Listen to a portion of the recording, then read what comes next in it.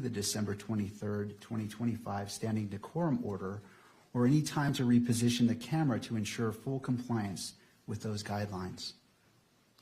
Do I need more time? I'm sorry, was that the question? Do you need more time to review the decorum order? And I'll pause there because that was a compound question. Sorry about that. No, I've read it, I fully understand it, I'm good to go. All right, to the second part, do you need any additional time to reposition the camera to ensure full compliance with those guidelines? No, I think we're in a good position now. All right. Mr. Uhlberg, do you anticipate any difficulties complying with the December 23rd, 2025 standing decorum order? I do not anticipate any problems. All right, and is there anything that the court can clarify to assist you? No, I think we're good to go, sir. All right, thank you, Mr. Uhlberg. Thank you. Before I let you go, I'll turn to counsel based off the questions asked. Turn to you if you have any input or questions. Nothing from the state. Thank you. No, Your Honor. All right. All right. And the court, I appreciate your cooperation, and it's my hope that we all do our very best today together. Absolutely. Thank you. And finally, before we turn to the issue, the motion before the court, to the state, could you please provide a brief update on the status of discovery disclosure? Yes, Your Honor. I don't have the percentage of materials that we have that have been disclosed, but I think we're above 90% at this point. There still is discovery coming in, there are reports and so forth coming in from various entities. So I think we're moving expeditiously towards completing at least this initial batch of discovery. Of course, discovery will be ongoing probably for the duration of the proceeding, but we have provided nearly all of what we have to date. All right. And to defense, any input? Not at this time, Your Honor. Thank you, Ms. Nestor. All right. Thank you, counsel, for your patience as the court covered those preliminary issues. Let's turn to the defense's motion to disqualify the Utah County Attorney's Office. Ms. Nestor, or sorry, Mr. Novak. That's fine, Your Honor. That's okay. We actually have some preliminary things we want to discuss with respect to the posture of this motion. And I also think at some point the court needs to decide at what stage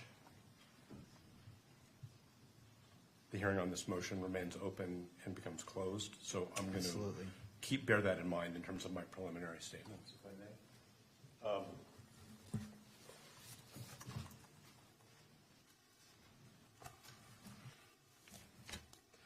When we filed this motion to disqualify, and when I say we, I mean Mr. Robinson's counsel, we fully expected that what the Utah County attorneys would do is refer the motion to the Attorney General's office so that the Utah County attorneys are not in the position of representing their own interests as potentially conflicted attorneys in a potentially conflicted office, and representing the state's interest in the prosecution. We heard informally from the state's attorneys that they were preparing a response and when it would be provided. And then what we received, and again, I'm bearing in mind that we're in an open hearing at the moment, was a brief where I'm going to say the unsworn representations of two attorneys from that office are basically integrated into points and authorities. We don't have affidavits from Mr. Gray or from the other attorney. We have argument. We noted in our reply that we were surprised, that's in footnote 2 at page 4, that the Utah County attorneys were representing themselves in connection with a motion alleging that they have a conflict of interest and that the state was not being represented through the Attorney General's office.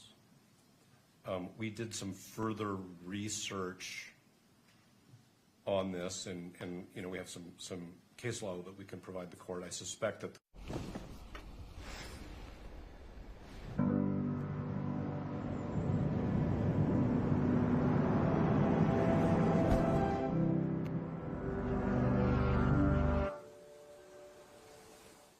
What happens if my dad starts Tai Chi tomorrow? How old is your father? He is 56. Oh, perfect. By the end of September, you won't even recognize him. But what if he hasn't worked out in years? That's even better. Tai Chi was made specifically for beginner men, 40 plus. Isn't the gym better? After 50, the gym breaks you. Tai Chi heals your body and make you lose weight faster than in your 20s. Does he need any equipment? No, his body is enough. Just do it for 9 minutes a day and see your body get younger. So how to start? Click the link, get the app, and start tomorrow.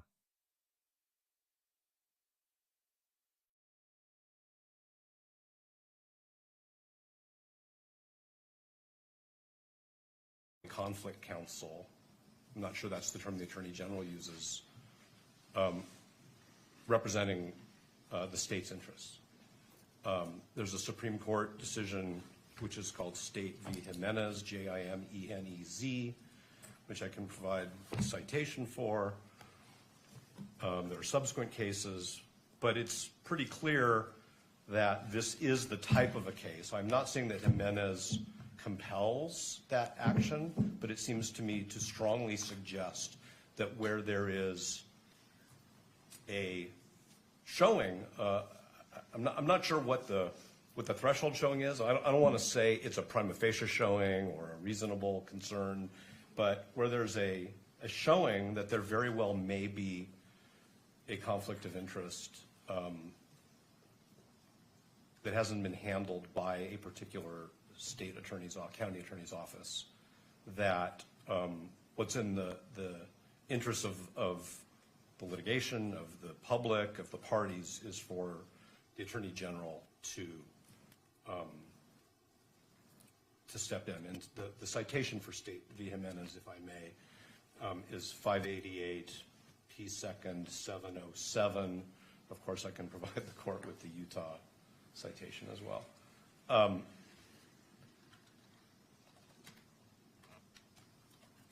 This court actually has the authority under that case, State v. Jimenez,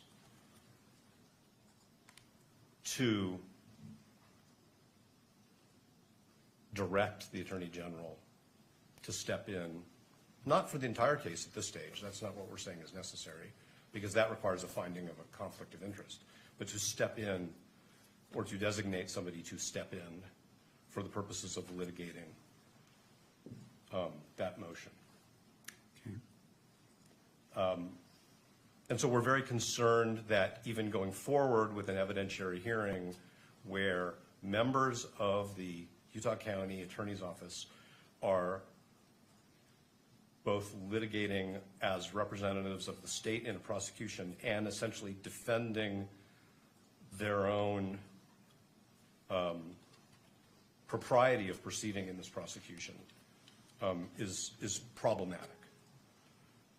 As far as being prepared, we're of course prepared to go forward with an evidentiary hearing, but we think that it's improvident, and we think that what the court should do, if the Utah County attorneys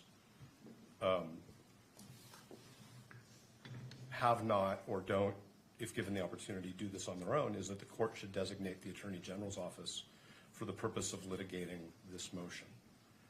The court might ask, hypothetically, the question, has the Utah County Attorney's Office conferred with the Attorney General about this particular question?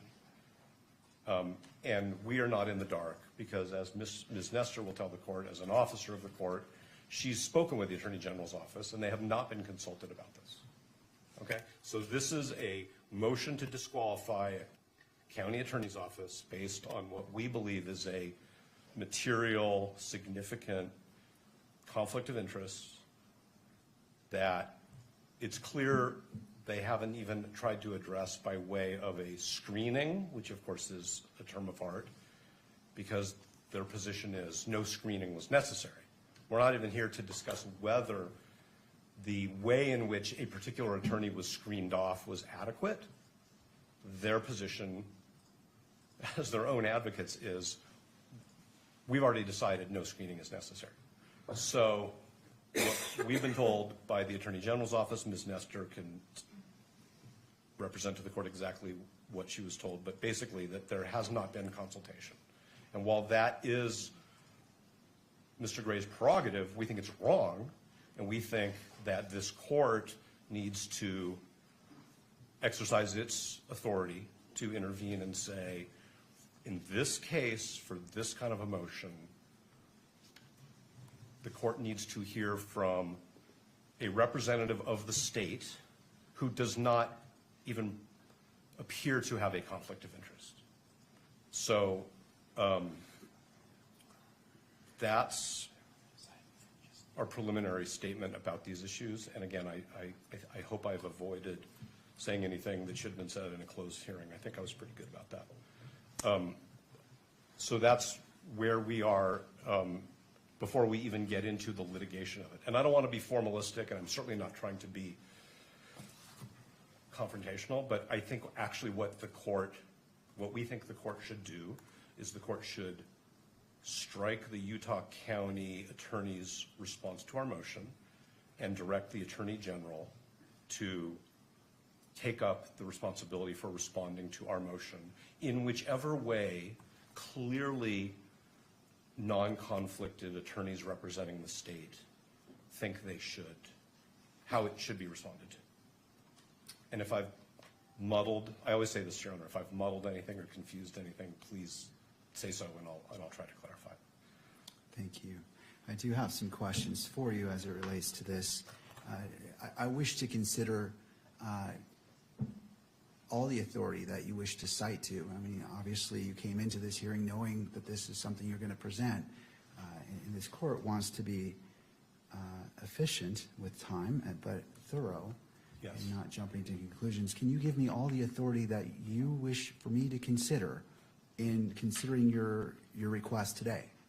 Yes, and I think what we could also do, which maybe would be more helpful to the court, is that we could file a short brief on this particular issue, because I will acknowledge that while we were surprised that the brief was filed by the same lawyers who are alleged to have this conflict of interest, it took us a little bit of time and we wanted to get that filed in time for today's hearing because the court had set the hearing.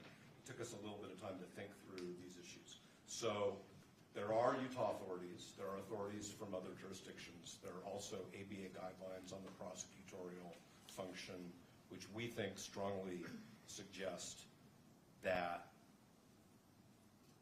there should have been what I'll just call a referral to the Attorney General's office for this particular motion. I can stand here and I can give the court case names and numbers and sections from the ABA standards, but it was not our goal to, of course, put the court on the spot and require the court to, like, go back into chambers, think about it for, some pressured period of time and come back out and make a decision. So if it would benefit the court for us to file something, and I don't mean in a month, I mean very soon, so that the court has thoughtfully presented points and authorities, we're happy to do that. As far as I know, the only people who've traveled out of town for this hearing are Mr. Burt and myself. So I'm thinking about the convenience of witnesses and the court and counsel. It's important that we do this in a way where the court has the opportunity to make a thoughtful, reasoned decision, as Your Honor always says. So that would be our proposal, is that if the court is open to receiving authorities, that we recess this hearing for, whatever meets the court's schedule, whether it's a week or 2 weeks or a few days, and we can provide the court with something, and we'll come back. But we do think this is a serious issue, because I think the question of who litigates this issue on behalf of the state is in itself wrapped up in this conflict. And we want everybody to get this right. Once. My question for you is, knowing this, why didn't you file a motion prior to today's hearing, knowing that the court would be in this position based off your request to prepare the court, prepare opposing parties, and to be efficient in our use of time? I'm trying to understand. I understand what you're saying, and I understand that things evolve, but I'm trying to understand why that wasn't filed in advance of the hearing to put the court on notice at the very minimum and just to allow the court to do what the court does. I hear what the court's saying, and I think we can take responsibility for not sufficiently presenting the authorities that we think compelled what I've just suggested should happen. We noted in our reply brief that the county attorneys should not be representing themselves. And that's probably an inadequate message to the court. But we did file a motion to disqualify. And inherent in a motion to disqualify based on the conflict of interest, we anticipated would be that the state attorneys would seek representation from a clearly non-conflicted, appropriate prosecutorial authority, which, as I've done further research, and Mr. Burt and Ms. Visser and Ms. Nestor and I have all done further research literally up until earlier this morning, we think it's pretty clear that this court has the authority to make that, I'm going to call it a referral. I think it's an order referring it to the Attorney General if the Utah County attorneys choose not to do so. And the additional information, which we did receive today, I'll just tell you that, was that there had not been any communication between the county attorneys and the Attorney General's office concerning this issue. So I'll fall on my sword. If the court thinks I should be sanctioned for not bringing this up sooner, I hear the court. But we are we're juggling many aspects of this case all at the same time, some of which the court is aware of, some of which the court probably is not aware of. But the court can imagine. No, and I appreciate that. It's not the intent to sanction you. I understand that issues come up and there's a lot going on. And so the court appreciates your candor and representation today. So these items can evolve. And so the court is not finding fault with you. It's just hoping that as it requires a lot of time and resources for you and for fellow attorneys and for the opposing party and for other parties, we just might want to make sure we make the best use of our time when we're together. I hear everything the court is saying. I take it to heart. I understand what the court's saying, and we are cognizant of the time that the court devotes to preparation for these hearings.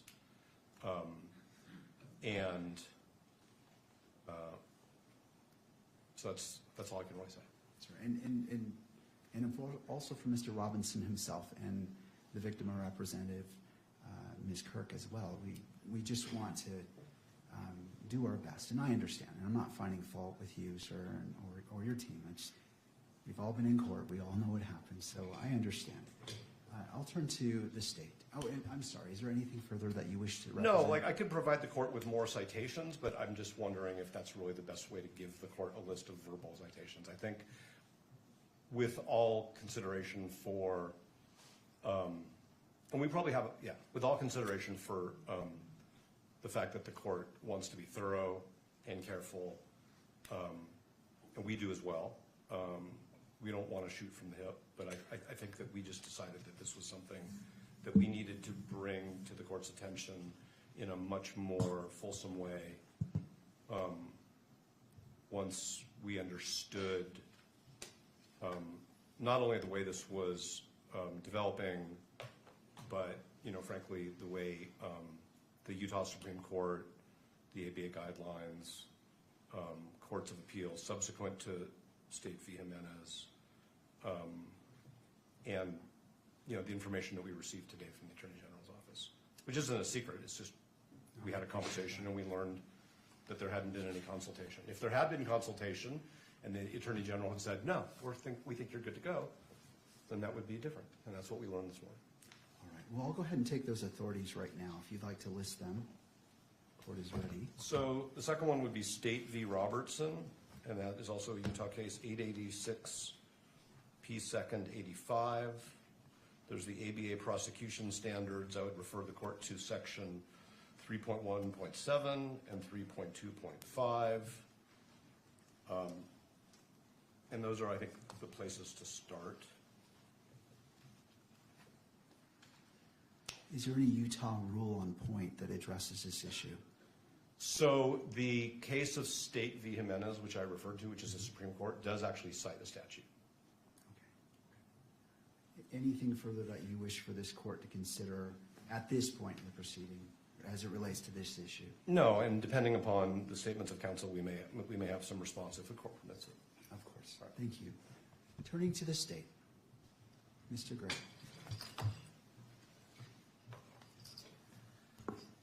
Your Honor, I'm not sure why this is coming before us today.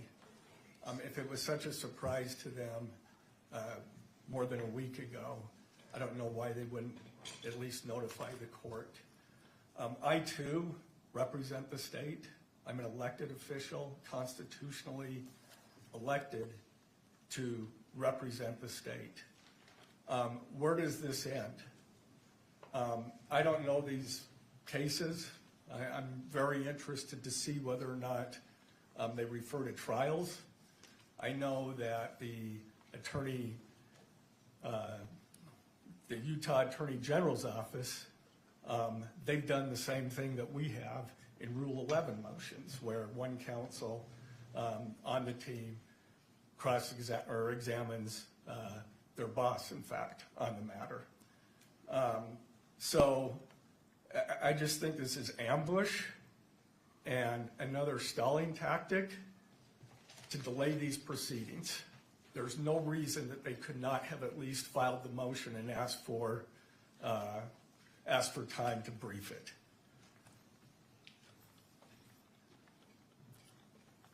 And where does it end? Do we get to respond to their motion to have the Attorney General's office respond, or does the Attorney General's office have to respond to that one too? I'm not, well, anyway, I've stated my, it should have been done far earlier if that was their case, if that was their claim. And if I could just turn the time over to Ryan in case he has something else. Thank you, Mr. Gray. Yeah, Mr. Ryan. And excuse me, this is, we're tag teaming this somewhat because it's a surprise to us as it is to the court. But in the 5 minutes I've had to read Robertson and Jimenez, which could have been provided to me before this hearing, it looks like those cases.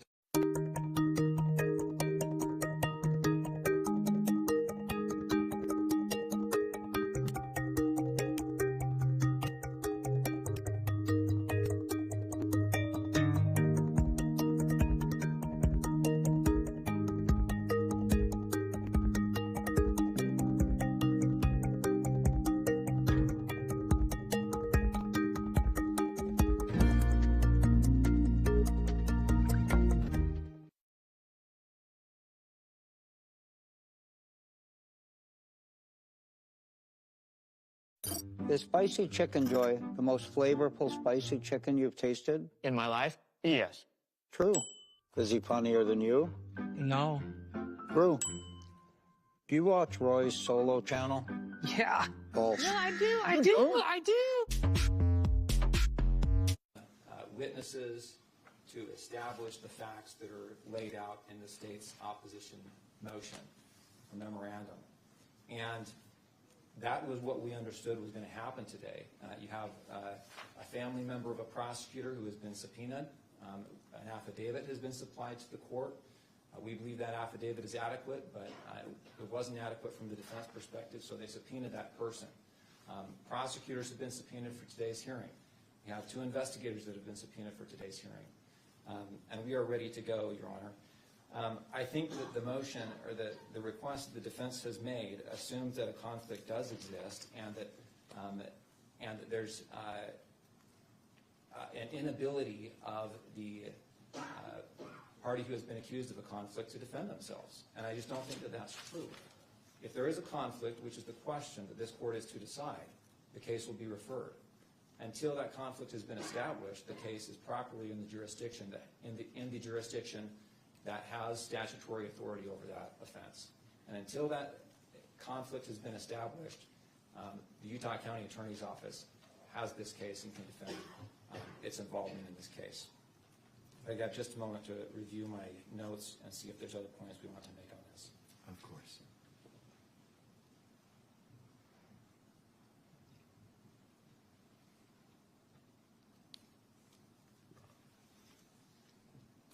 There is one other point I wanted to make, which is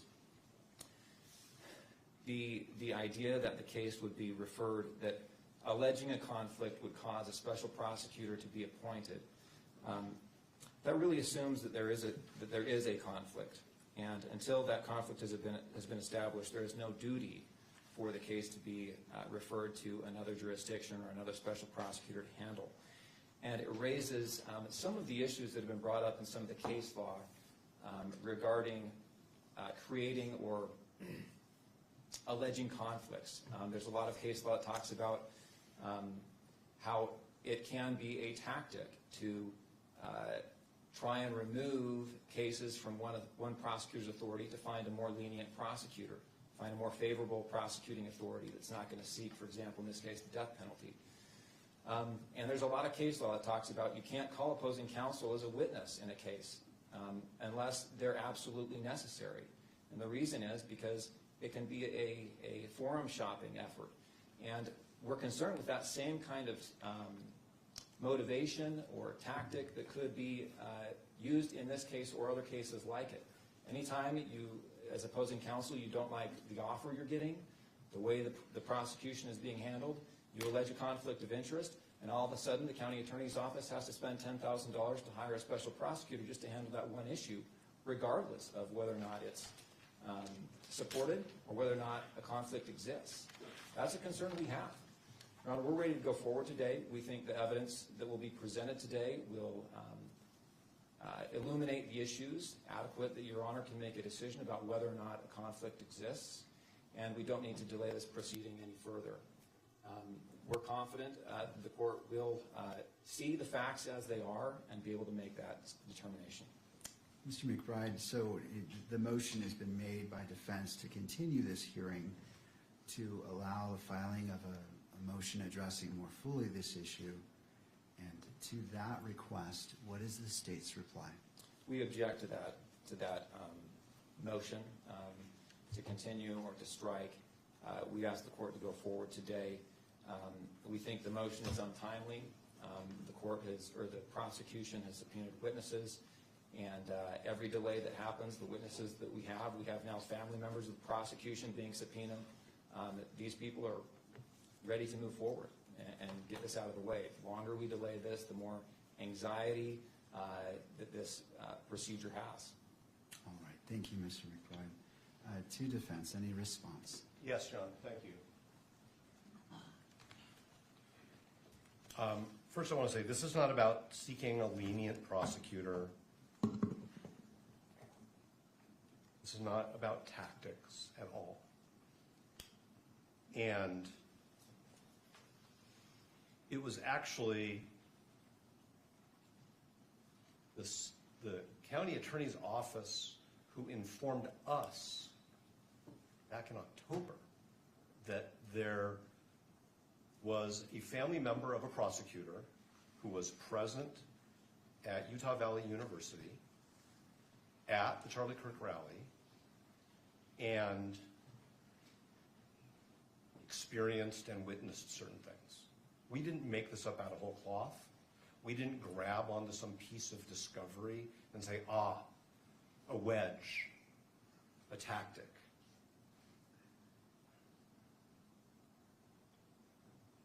The Utah County Attorney's Office informed us in late October that we needed to know about this, and we informed them, fine, that's your position, it's not a conflict of interest. We think it is, and we intend to litigate it.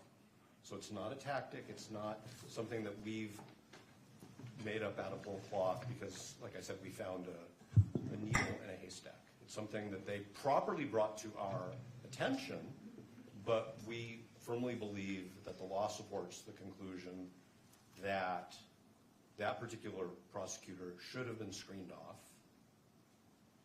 There's good case law on screening, which we did fully cite in our briefs in a timely way. And there was no effort to screen off that prosecutor, and that has now created a problem for the whole office.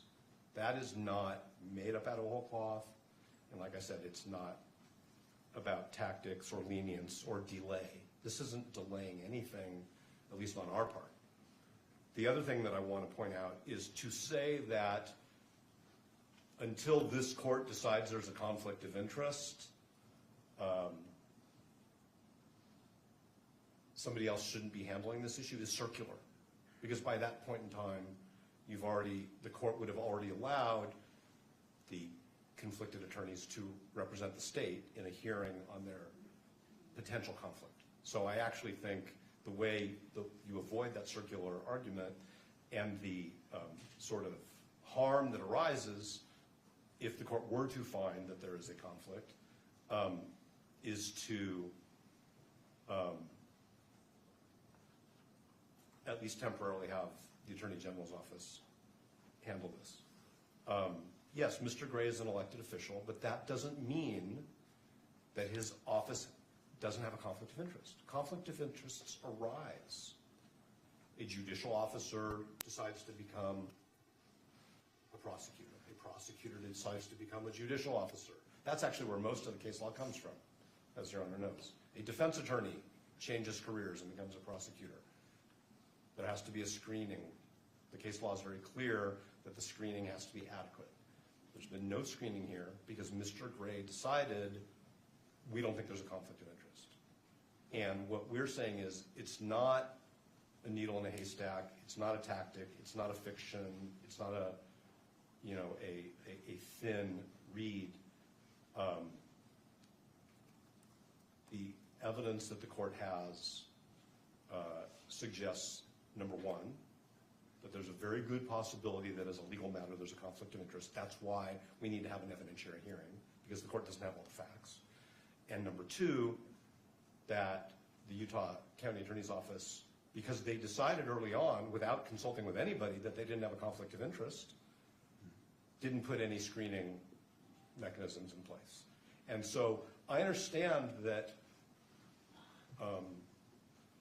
they want to defend the decisions that they've made, but the question is, shouldn't the state be represented by somebody else in the course of this court resolving whether those decisions were right? Because to quote the law and to quote the ethics, the Utah County Attorney's Office is now serving two masters. I don't like that word, but that's the word in the doctrine. They're representing themselves and they're representing the state of Utah. And that's why the Attorney General or somebody else designated by the Attorney General should be representing them in this matter. And I do want to say one more thing, if I may, Your Honor, and I appreciate the court's patience. I think that the way we raise this issue in our reply brief is not as accommodating to just letting it go as counsel suggests. What we said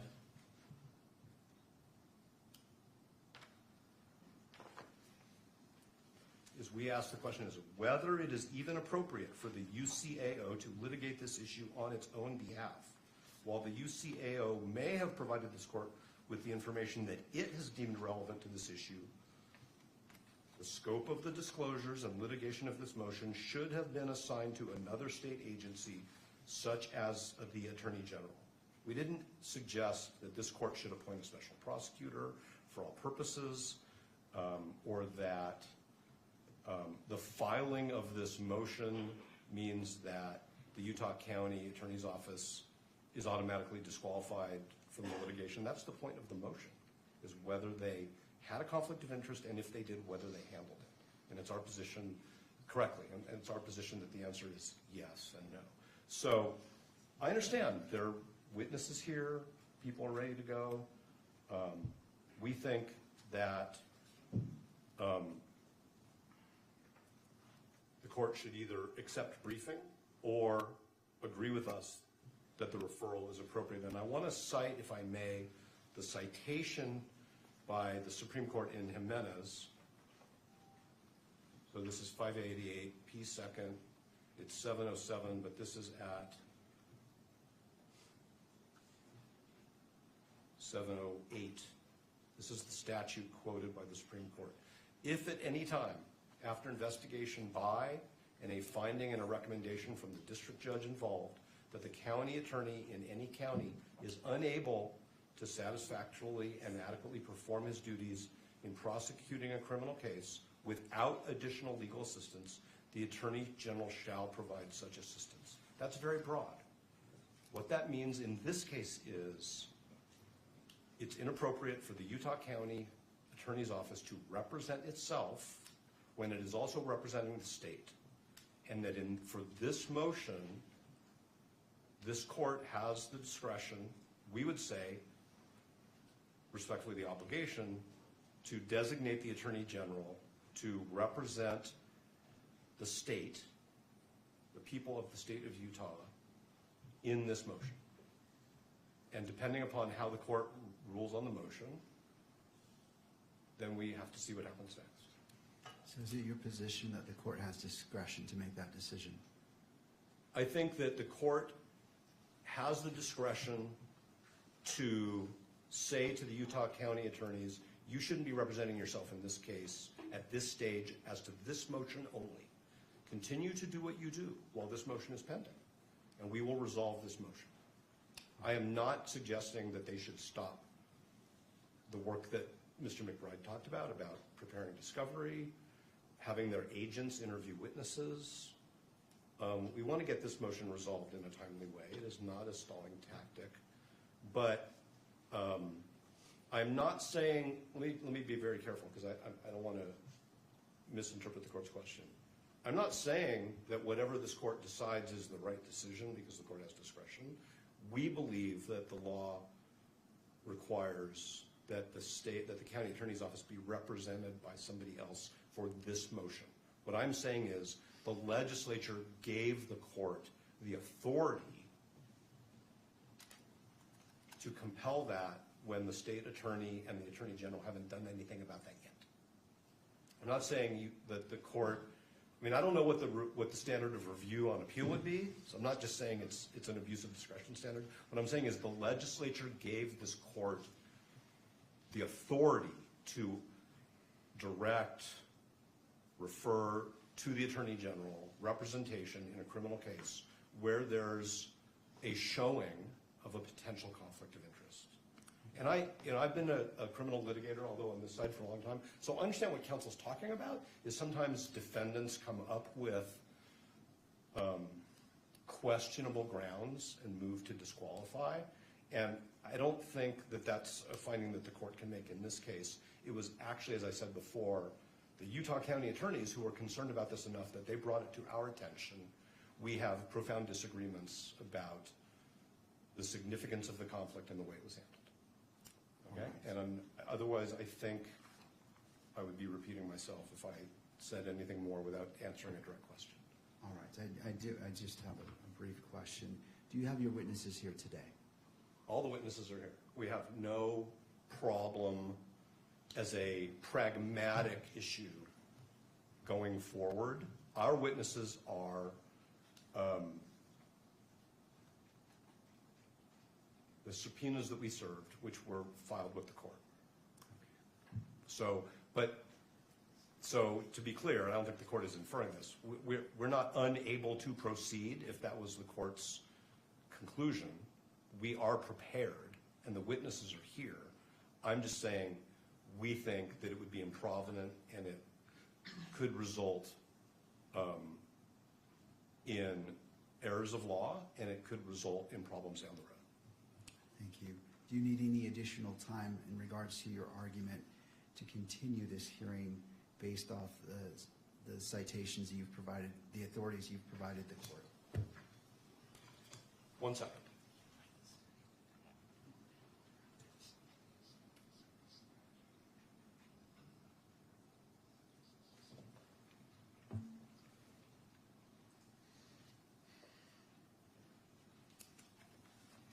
No, thank you. All right, thank you. What this court intends to do is, this is an important issue, and I realize the totality of what's been presented.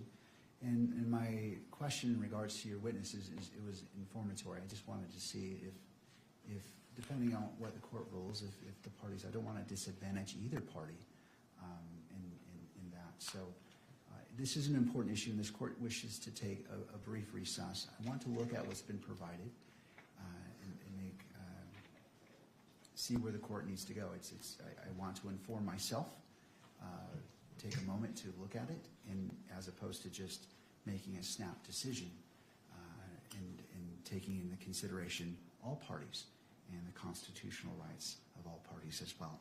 With that, we will be in a brief recess. I always hesitate to give the time because sometimes I appreciate you being here. Court is in a brief recess. Thank you. All rise.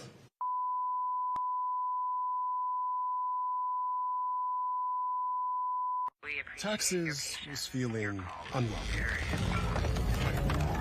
Now Taxes is an open door to new TurboTax stores. Meet our experts. They do your taxes, so you can walk out with confidence. Now this is Taxes.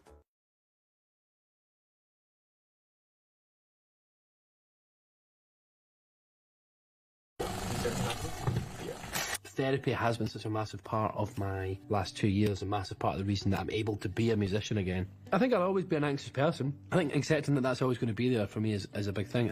It's about how I respond to anxiety and how I respond to a lot of stuff in my life is how I show up for myself. I have neglected to look after myself in the past, both mentally and physically, and I have made promises to myself that I haven't kept. I always talk to my therapist about steadying my platform that's within. I know there's going to be peaks and troughs, but I think just remaining steady and sort of happy is like a nice... Balance. Yeah, balanced, yeah. You know.